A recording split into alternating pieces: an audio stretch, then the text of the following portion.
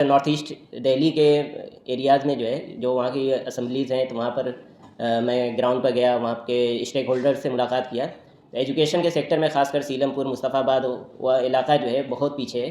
पूरा इलाका घूमने पर भी सिर्फ एक दो पब्लिक लाइब्रेरीज़ वगैरह नज़र आती हैं, कोचिंग सेंटर नज़र नहीं आते। स्कूल की जो कंडीशन है, जो अभी गवर्नमेंट है, बहुत स्कूल को लेकर और एजुकेशन को लेकर बहुत बड़े दावे करते हैं, लेकिन वहाँ पर जो देखने को मिला, वहाँ पर एजुकेशन की जो फैसिलिटीज़ हैं या जिस लेवल की जो बात की जाती है कि स्टूडेंट में हमारा लेवल बहुत ऊंचा है, बहुत अच्छा है, फैसिलिटीज़ और वहाँ के टीचर्स की क्वालिटीज़ वगैरह बहुत अच्छा है, मेंटेन कर रखे हैं, लेकिन वहाँ पर वो कमी नज़र आती वो है। जो इदारे में जो पॉलिटिकल टारगेटिंग पिछले कुछ सालों में हो रही है, उसके वजह से वहाँ पे फ्रीडम का कर्टेलिंग जो हो रही है, वहाँ पे स्टूडेंट्स को टारगेट किया जा रही है, उनको आवाज़ को छुपाया जा रही है। इस पर भी सहयोग यहाँ पे जितने भी पॉलिटिकल पार्टीज हैं उनके सामने ये रखना चाहते हैं। ये एक बहुत डेंजरस ट्रेंड है। यहाँ पे स्टूडेंट्स को कैंपसेस में फ्रीडम होना चाहिए, अपना बात रखने का मौका होना चाहिए, प्रोटेस्ट करने का मौका होना चाहिए, आवाज़ उठाने का मौका होना चाहिए, बल्कि यहाँ पे कैंपसेस को मिलिटराइज करना, वहाँ पे पुलिस का इंटरवेंशन करना, जो भी प्रोटेस्ट होता है उस पर केसेस चार्ज करना, उनको कैंपसेस से निकाला जाना, बहुत सारे कैंपसेस में, चाहे वो JNU हो, DU हो, जामिया मिलिया इस्लामिया हो। रिसेंट पास में हमारे पास बहुत सारे इंसिडेंट हमको देखने मिलते हैं। उनको शोकॉज नोटिस दिया जाता है, उनको सस्पेंड किया जाता है। साउथ एशियन यूनिवर्सिटी में यहाँ भी इवन फैकल्टीज को भी वहाँ से सस्पेंड करने का स्टोरीज हमारे सामने 2019 से 2024 तक टोटल स्कूल्स का एनहांसमेंट हमारे पास जो है वो सिर्फ 13 स्कूल्स का एनहांसमेंट हुआ है, जबकि हमारे पास स्टूडेंट्स का रजिस्ट्रेशन जो है वो 2,43,000 के करीब हुआ है। अब 13 स्कूल में 2,43,000 बच्चे कैसे एकोमोडेट होंगे? तो ये फैसिलिटेशन हम चाहते हैं कि जो भी हुकूमत आए वो हुकूमत ये चीज़ जो है वो प्रोवाइड करे। हम गवर्नमेंट का बजट अगर देखते हैं तो गवर्नमेंट का एजुकेशनल बजट जो स्टेट गवर्नमेंट का GDP है, उस GDP का 1.5% से आगे उसकी गाड़ी ही नहीं बढ़ती है। तो जब गवर्नमेंट एलोकेशन ही ज़्यादा नहीं करेगी तो बच्चों को इसकी फैसिलिटी कैसे मिलेगी? माइनॉरिटी कॉन्सेंट्रेटेड इलाके हैं, जैसा ओखला है और ओल्ड दिल्ली है, जैसे भी जितने भी जामिया नगर है, जितने भी माइनॉरिटी कॉन्सेंट्रेटेड डिस्ट्रिक्ट्स हैं, वहाँ पे आंगनबाड़ी स्कूल्स हो और वहाँ पे बच्चों के टाइम से ही उनको स्कूल एक्सेसिबल करें और को एजुकेशन को प्रमोट करने की कोशिश करें। आपके माध्यम से पॉलिटिकल पार्टीज़ तक पहुंचाने की, अपनी बात को पहुंचाने की कोशिश करेंगे और साथ ही साथ जो है हम लोग जो है वो पॉलिटिकल पार्टीज़ के जो कैंडिडेट्स हैं, जो लीडर्स हैं, उनसे जाकर मिलकर अपनी डिमांड्स को, यूथ के डिमांड्स को, छात्रों के डिमांड्स को जो है वो रखने की कोशिश करेंगे। सहयोग के दिल्ली हल्के के जिम्मेदारान और अजीज़ साथियों, ये स्टूडेंट्स इस्लामिक ऑर्गेनाइजेशन दिल्ली की जोन की तरफ से स्टूडेंट्स का मैनिफेस्टो जो है वो रिलीज़ किया जा रहा है। पहले तो मैं इस पर SIO को मुबारकबाद देता हूँ कि उन लोगों ने इस इलेक्शन के अंदर इस कॉज को लेकर के हुकूमत को तवज्जो दिलाने की कोशिश की कि स्टूडेंट्स यहाँ की एक बड़ी तादाद है और उसकी तरफ भी उन लोगों को तवज्जो देना चाहिए और इस इलेक्शन में ये भी एक इशू होना चाहिए, इसकी तरफ उन लोगों ने लोगों को तवज्जो दिलाई है। आपके ज़रिए हम लोग दिल्ली के जितने भी पॉलिटिकल पार्टीज़ यहाँ इलेक्शन कंटेस्ट कर रही हैं, उसमें से जो भी हुकूमत बनाए, हमारी उनसे गुजारिश ये है कि इस दिल्ली कैपिटल को वाकई स्टूडेंट्स का एजुकेशन कैपिटल जो है इसको बनाया जाए। इसको एजुकेशन कैपिटल मैं इसलिए कह रहा हूँ क्योंकि पूरे इंडिया में अगर किसी बच्चे को सिविल सर्विसेज की तैयारी करनी है तो हमारे पास सबसे ज़्यादा फ़ोन जो आते हैं वो फार फ्लंग एरिया से इस बात के लिए आते हैं कि हमारे स्टूडेंट ये समझते हैं कि UPSC की तैयारी वो उसी वक्त कर सकते हैं कि जिस वक्त वो दिल्ली में आकर के पढ़ते हैं। तो हर स्टूडेंट्स का ये सपना होता है कि वो दिल्ली में आए और आकर के यहाँ की फैसिलिटीज़ से फ़ायदा उठाए और फ़ायदा उठा करके अपने कैरियर को बनाए। तो जब वो इस सपने के साथ दिल्ली में आता है कि ये दिल्ली वाकई उसके उस सपने को साकार करने वाला एक शहर बने और यहाँ की हुकूमत उसके लिए एक बेहतरीन फैसिलिटेटर बने। अगर हुकूमत एक बेहतरीन फैसिलिटेटर का रोल प्ले करेगी तो हमारे स्टूडेंट्स बहुत आसानी के साथ आकर के ये काम कर सकते हैं। हम ये भी महसूस करते हैं कि ये दिल्ली जो है वो दो तरह की दिल्ली हो गई है। एक दिल्ली वो है जो लुटियंस वाली दिल्ली कहलाती है, एक दिल्ली वो है जो स्लम वाली दिल्ली कहलाती है। तो हम ये चाहते हैं कि ये लुटियंस वाली जो दिल्ली है वही पूरी दिल्ली होना चाहिए, ये स्लम वाली दिल्ली का किस्सा जो है वो ख़त्म होना चाहिए। अभी मैं बजट के इश्यूज़ को देख रहा था, पिछले 10 साल के अंदर यहाँ पर 2019 से 2024 तक टोटल स्कूल्स का एनहांसमेंट हमारे पास जो है वो सिर्फ 13 स्कूल्स का एनहांसमेंट हुआ है, जबकि हमारे पास स्टूडेंट्स का रजिस्ट्रेशन जो है वो 2,43,000 के करीब हुआ है। अब 13 स्कूल में 2,43,000 बच्चे कैसे एकोमोडेट होंगे? तो ये फैसिलिटेशन हम चाहते हैं कि जो भी हुकूमत आए वो हुकूमत ये चीज़ जो है वो प्रोवाइड करे। हम गवर्नमेंट का बजट अगर देखते हैं तो गवर्नमेंट का एजुकेशनल बजट जो स्टेट गवर्नमेंट का जीडीपी है, उस जीडीपी का 1.5% से आगे उसकी गाड़ी ही नहीं बढ़ती है। तो जब गवर्नमेंट एलोकेशन ही ज़्यादा नहीं करेगी तो बच्चों को इसकी फैसिलिटी कैसे मिलेगी? फिर उसमें भी जो एलोकेशन हमारा होता है, उस एलोकेशन के अंदर जितना पैसा उस बजट में एलोकेट किया जाता है 25% 30% से ज़्यादा वो पैसा कभी यूज़ ही नहीं होता है। तो हम ये चाहते हैं कि गवर्नमेंट एक अच्छी फैसिलिटेटर बने और अच्छी फैसिलिटेटर की हैसियत से वो स्टूडेंट्स की सपने को साकार करे। हमारी हुकूमतें ये चाहती हैं कि ये मुल्क जो है वो एक डेवलप्ड जो है वो कंट्री बने। तो इसको डेवलप बनने के लिए या इसको विकसित भारत बनाने के लिए सबसे ज़्यादा ज़रूरी है कि हमारी ये आने वाली जो नस्ल है उस नस्ल पर सबसे ज़्यादा पैसा जो है वो खर्च किया जाए, और एजुकेशन उसका सबसे बेस्ट सोर्स है। कहने वाले ये कहते हैं कि इंडिया जब तक क्रिएटिव नहीं होगा तब तक वो बहुत ज़्यादा जो है सक्सेसफुल नहीं होगा। तो हम लोगों को अपने इन सारे इन्वेस्टमेंट्स में, अपने इन सारे एलोकेशंस में भी बहुत क्रिएटिव होना चाहिए। जब हम बहुत ज़्यादा क्रिएटिव होंगे तो हम ये समझेंगे कि इससे बहुत ज़्यादा जो है वो आसानियाँ मिलेगी। दिल्ली में एक्सेलेंस स्कूल्स के सीरीज़ शुरू किए गए, लेकिन वो बहुत गिनती के हैं। हम ये समझते हैं कि जितने भी स्कूल्स चल रहे हैं वो एक्सेलेंस स्कूल्स चलें तो ये ज़्यादा जो है वो लोगों को सर्व करेगा। तो स्टूडेंट्स के लिए ये सब जो डिमांड्स हैं, उन डिमांड्स को जो हुकूमत भी यहाँ आए वो पूरा करे। हम इस मैनिफेस्टो के ज़रिए ये बात जो है वो कहते हैं। इस 10 साल के अंदर महंगाई जो है वो ज़मीन से आसमान पर पहुँच गई, लेकिन बच्चों की स्कॉलरशिप अगर हम देखेंगे तो उस बच्चे को जो पैसा मिल रहा था वो पैसा उतना ही मिल रहा है। उस बच्चे के फादर की जो सीलिंग है, उसका एलिजिबिलिटी क्राइटेरिया 2 लाख या 3 लाख अगर था तो वो 2 लाख 3 लाख ही है पिछले 10 साल से। उसके अंदर कोई एनहांसमेंट जो है वो नहीं हो रहा है, जबकि महंगाई जो है वो कई गुना बढ़ गई है। कितने लोग जो हैं अब पॉवर्टी के अंडर में जो है वो आ गए हैं। तो हम ये समझते हैं कि स्टूडेंट मैनिफेस्टो को जारी कर हम सारी पॉलिटिकल पार्टीज से ये रिक्वेस्ट करते हैं कि वो बेहतरीन फैसिलिटेटर की हैसियत से इस स्टूडेंट्स के लिए रोल प्ले करें। और हमारी ऐसी अभिलाषा है कि हुकूमतें इन सब कामों को बहुत आसानी के साथ कर सकती हैं। उनके पास सिर्फ विल की ज़रूरत है। अगर वो लोग इसका इरादा करेंगे, वो नीयत करेंगे, तो ज़रूर दिल्ली वालों को और दिल्ली के स्टूडेंट्स को ये सारी फैसिलिटी मिल सकती है। मैनिफेस्टो जो हमने डिज़ाइन किया है उसका मेन पर्पज़ है कि दिल्ली में जो अपकमिंग इलेक्शन है 2025 के, उसमें जो स्टूडेंट्स की और छात्रों की जो एक आवाज़ होनी चाहिए और जो उनकी डिमांड्स हैं, जो उनके कंसर्न्स हैं, वो भी सामने आए, ताकि पॉलिटिकल पार्टीज़ हैं, जो स्टेक होल्डर्स हैं, उन तक ये बातें पहुंच सकें।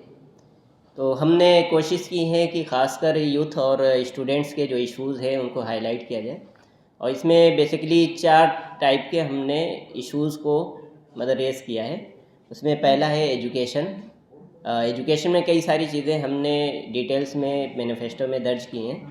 उनमें एक फ़ी को लेके है और रेसिडेंस को लेके है।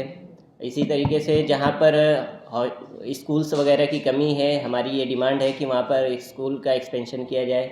और ख़ासकर मैं पॉलिटिकली इस फील्ड में इन्वॉल्व हूँ और एज ए पॉलिटिकल एक्टिविस्ट काम भी कर रहा हूँ, एज ए पॉलिटिकल एनालिस्ट। तो बहुत सारे इलाकों में मेरा जाना होता है, ख़ासकर नॉर्थ ईस्ट दिल्ली के एरियाज़ में जो है, जो वहाँ की असम्बलीज़ हैं, तो वहाँ पर मैं ग्राउंड पर गया, वहाँ के स्टेक होल्डर से मुलाकात किया। एजुकेशन के सेक्टर में ख़ासकर सीलमपुर, मुस्तफ़ाबाद वह इलाका जो है बहुत पीछे है। पूरा इलाका घूमने पर भी सिर्फ 1-2 पब्लिक लाइब्रेरीज़ वगैरह नज़र आती हैं, कोचिंग सेंटर नज़र नहीं आते। स्कूल की जो कंडीशन है, जो अभी गवर्नमेंट है, बहुत स्कूल को लेकर और एजुकेशन को लेकर बहुत बड़े दावे करते हैं, लेकिन वहाँ पर जो देखने को मिला, वहाँ पर एजुकेशन की जो फैसिलिटीज़ हैं या जिस लेवल की जो बात की जाती है कि स्टूडेंट में हमारा लेवल बहुत ऊंचा है, बहुत अच्छा है, फैसिलिटीज़ और वहाँ के टीचर्स की क्वालिटीज़ वगैरह बहुत अच्छा है, मेंटेन कर रखे हैं, लेकिन वहाँ पर वो कमी नज़र आती है। दूसरा जो एक इम्पॉर्टेंट जो इशू है एम्प्लॉयमेंट का है, ख़ासकर जो ग्रेजुएट्स हैं दिल्ली के अंदर, उसमें एक बड़ी तादाद जो है अनएम्प्लॉयड है और वो रोज़गार की तलाश में है। और दिल्ली गवर्नमेंट में भी बहुत सारी वैकेंसीज़ हैं जो खाली पड़ी हुई हैं, जिनकी तादाद 20,000 से ज़्यादा है, जो मैनिफेस्टो में दर्ज की गई हैं। हमारी डिमांड है कि गवर्नमेंट फ़ौरन उनको फुलफ़िल करे, उन जो वैकेंसीज़ हैं। और उसी तरह जो कंट्रेक्चुअल बेसिस पर जो बहुत सारे एम्प्लॉय हैं दिल्ली के अंदर और एडॉक हैं, तो उनको भी हम उनकी तरफ से भी ये डिमांड करते हैं कि वो उनको परमानेंट किया जाए, गवर्नमेंट उनको जो उन पर भी ध्यान दे। तीसरा जो एक अहम मुद्दा जो दिल्ली के अंदर अभी हालिया दिनों में बहुत ज़्यादा बढ़ा है, वो नशा का है। ख़ासकर जो माइनॉरिटीज़ वाले इलाके हैं वहाँ पर नशा का बहुत ज़्यादा जो है वो देखने को मिला है। ख़ासकर सीलमपुर, मुस्तफ़ाबाद, ओखला और इस जैसे इलाकों में ड्रग्स के बहुत सारे इश्यूज़ हैं, उसमें बच्चे बहुत ज़्यादा इन्वॉल्व हैं जो टीनेजर्स हैं। तो गवर्नमेंट को चाहिए कि उस पर ज़्यादा ध्यान दे, नशा मुक्त केंद्र बनाए और कैंपेन चलाए इसके ख़िलाफ़ जो है। और उसमें बहुत सारी चीज़ें ये भी देखने को मिली, जब मैं ग्राउंड पर गया तो पॉलिटिकल पार्टीज़ के जो लीडर्स हैं और जो एडमिनिस्ट्रेशंस के लोग हैं और जो नशा का जो कारोबार चलाते हैं, उनके बीच में नेक्सस भी नज़र आ रहा है। जब तक गवर्नमेंट जो है मतलब स्ट्रिक्टली इन चीज़ों पर जो है रोक नहीं लगाएगी तो नीचे से ये चीज़ें नहीं हो सकती, ऊपर से ही इस पर जो है पाबंदी लगानी होगी। हेल्थ के मामले में भी बहुत सारे इश्यूज़ आए। पूरे सीलमपुर असेंबली में सिर्फ एक हॉस्पिटल है, वो भी उसमें बेड की कमी है। लोग जो है जीबीटी हॉस्पिटल में जाते हैं लेकिन वहाँ पर भी फैसिलिटीज़ उस हिसाब से नहीं मिल पाती हैं और एक लंबा वक्त सफ़र होता है। इस वजह से वहाँ के मरीज़ जो है, जैसे हार्ट अटैक किसी को आया तो वक्त पर पहुँच नहीं पाते हैं। तो ये सारी जो है इश्यूज़ हैं जो जिनको हमने जो है एड्रेस किया है अपने मैनिफेस्टो में। सबसे अहम मुद्दा हमारा तालीम का था, एजुकेशन को लेके है। तो जैसा दिल्ली गवर्नमेंट ने प्रोग्रेस जो किया था गवर्नमेंट स्कूल्स को अपलिफ्ट करने के लिए, तो आज भी हमको गवर्नमेंट स्कूल्स की इतना कमी नज़र आता है। सिर्फ 1000 बच्चों के लिए इसमें आप मेंशन भी किए थे कि 1000 बच्चों के लिए सिर्फ 1.9 स्कूल्स मौजूद है।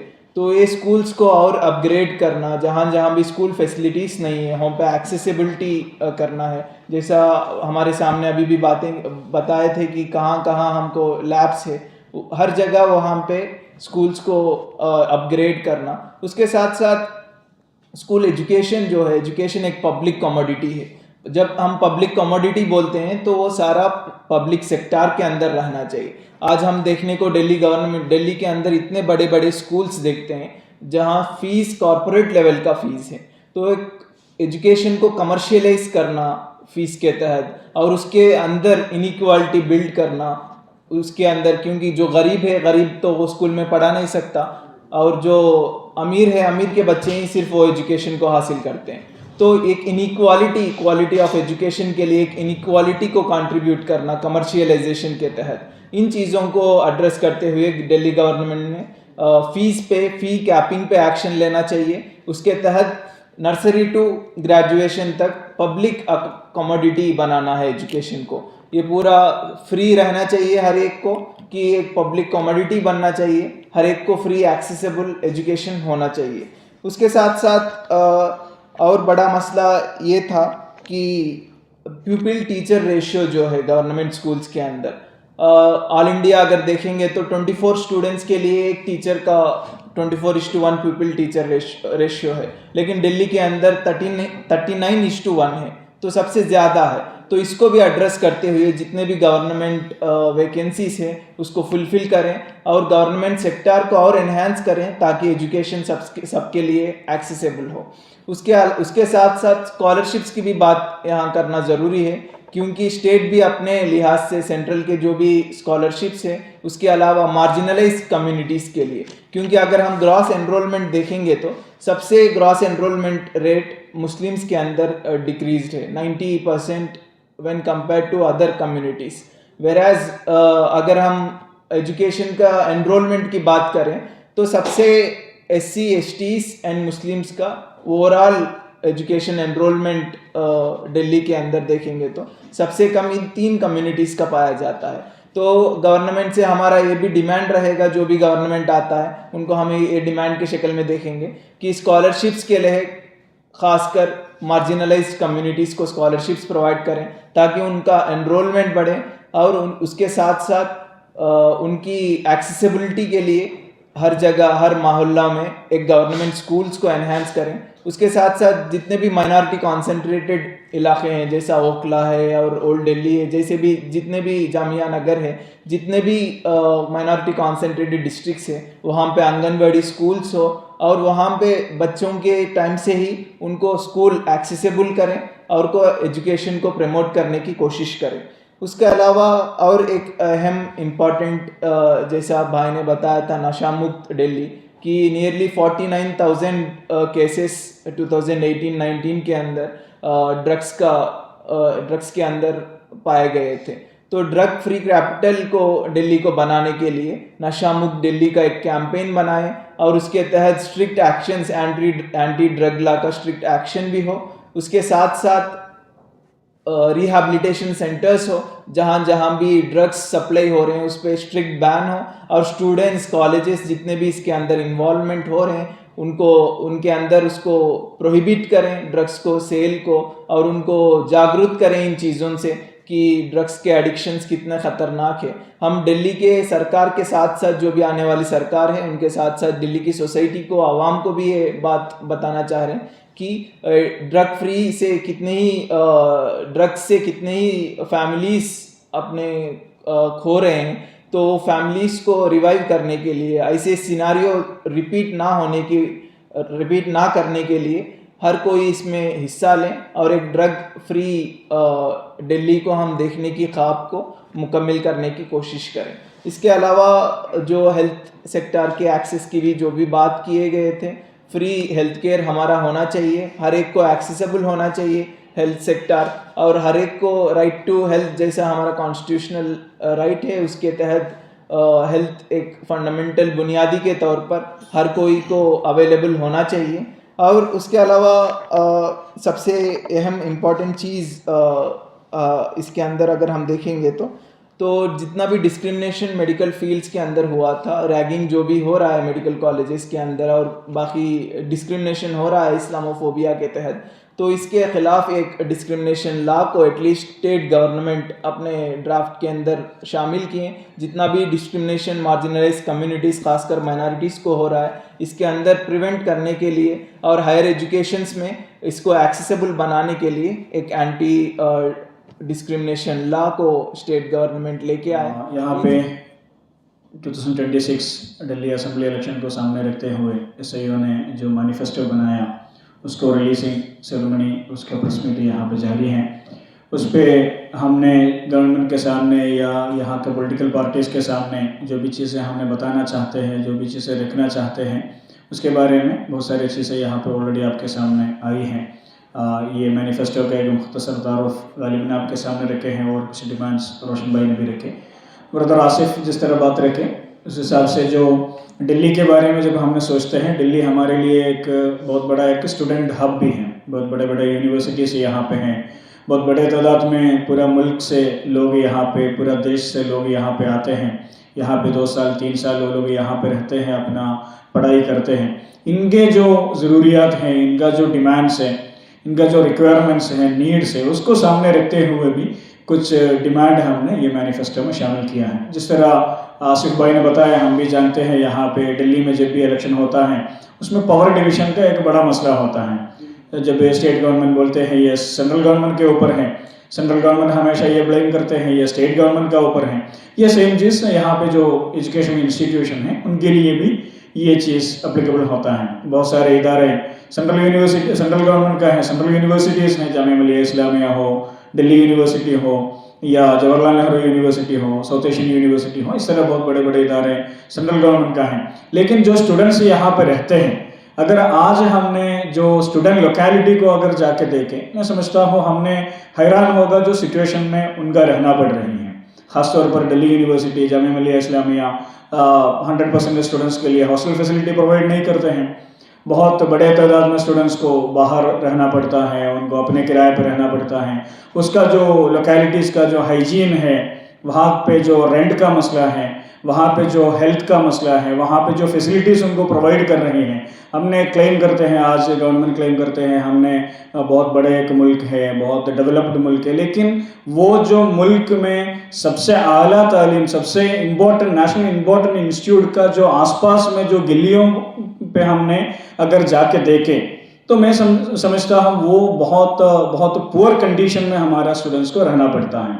मैं समझता हूँ ये भी जिम्मेदारी पे ये भी हमने नोट किया है, बहुत हर साल में कहीं ना कहीं स्टूडेंट्स का डेथ भी यहाँ पे अलग अलग बीमारियों के वजह से, वहाँ पे हेल्थ केयर पे एक्सेसिबिलिटी नहीं होने की वजह से, इवन बहुत सारे स्टूडेंट्स, कम से कम हर साल कुछ न कुछ स्टूडेंट्स का डेथ भी यहाँ पे हमारे सामने रिपोर्टिंग आते हैं। हमने अभी रिसेंटली जो आउटरेजियस इश्यू हमारे सामने आया था, जो स्टूडेंट्स का सिविल सर्विस कोचिंग जो कर रहा था उनका जो डेथ वहाँ पे फ्लडिंग के वजह से बेसमेंट में हुआ था, उसके बाद यहाँ पे जो आउटरेजियस सिचुएशन हमारे सामने आए थे, आप तमाम मीडिया साथी भी उसको रिपोर्ट किए, गवर्नमेंट के ऊपर प्रेशर बने। लेकिन हमको ये सोचने का ज़रूरत है, ये सिचुएशन, ये जब हादसा होता है, जब ट्रेजेडी होता है तब हमने जाके काम करते हैं, लेकिन ये सिचुएशन यहाँ पे बहुत प्रिवेलिंग है, ये कंडीशन यहाँ पे बहुत प्रिवेलिंग है। लोगों को रीडिंग रूम का फैसिलिटीज़ नहीं है, उनको अपने पैसे से पैसा खर्चा करके रीडिंग रूम का फैसिलिटी हासिल करना पड़ता है। इवन यूनिवर्सिटी स्टूडेंट्स को भी या हॉस्टल का फैसिलिटी बहुत कम प्रोवाइड किया जाता है। इसलिए ये मैनिफेस्टो में ऐसे ये डिमांड करते हैं हमने स्टेट गवर्नमेंट की तरफ से, जो भी गवर्नमेंट यहाँ पे आते हैं उनका कंसर्न में ये होना चाहिए, यहाँ पे जो स्टूडेंट्स हैं उनके लिए यहाँ पे रेगुलेशंस होना चाहिए, यहाँ पे जो सिचुएशन है उसके लिए, वहाँ पे हेल्थ का सिचुएशन, सैनिटेशन का सिचुएशन, वहाँ का सफाई, ये तमाम चीज़ों का ख्याल रखना चाहिए। उसके साथ साथ गवर्नमेंट ने आगे बढ़ के फैसिलिटीज़ प्रोवाइड करने के लिए भी सोचना चाहिए, उसके लिए भी कोशिश करना चाहिए। वो चाहे या हॉस्टल का फैसिलिटी हो कम किराए पे, लो रेट पे स्टूडेंट्स के लिए हॉस्टल फैसिलिटीज प्रोवाइड करना चाहिए। उसके साथ साथ पब्लिक रीडिंग रूम्स हम गवर्नमेंट ने बढ़ाना चाहिए, जहाँ पे भी आपने एजुकेशन हब जितने भी दिल्ली में है वहाँ पे जाकर देखेंगे तो ये एक बड़ा बिजनेस बन गया है।